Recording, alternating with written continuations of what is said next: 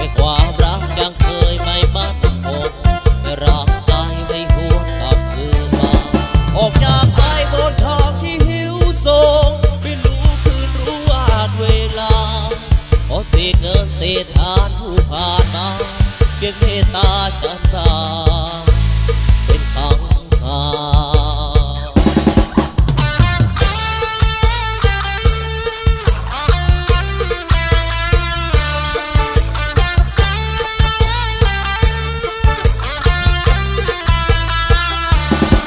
อยู่ในโลกความมืดอันลึกลับคงสะดับกับได้แต่ซ้ำเนียจะมองหามองเห็นก็เป็นเพียงให้ความฝันยามฉันหดตัวได้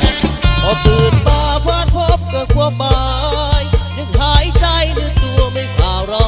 นยังมีหวังมีดวงตะวันนอนจะมัวนอนเสือดูทางไปจึงมาเป็นวันที่พบกันเอซอเที่ยวเร่ร่อนร้องเพลงแลกเศษเงินที่เหลือกินเหลือแต่เป็นส่วนเงินจะนำเงินสะสมรักษาดวงตา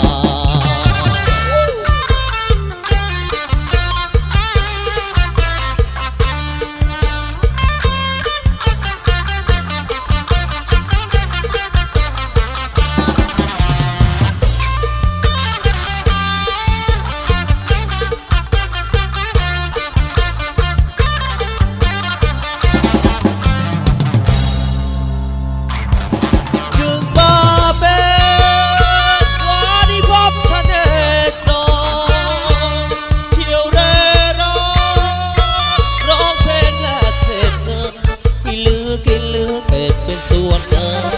จะนำเงินสะสมรักษาดวงตา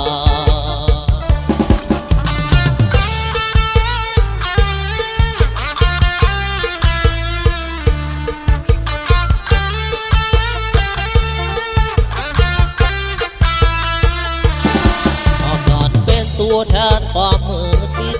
โอโซสายชีวิตที่เกิดมา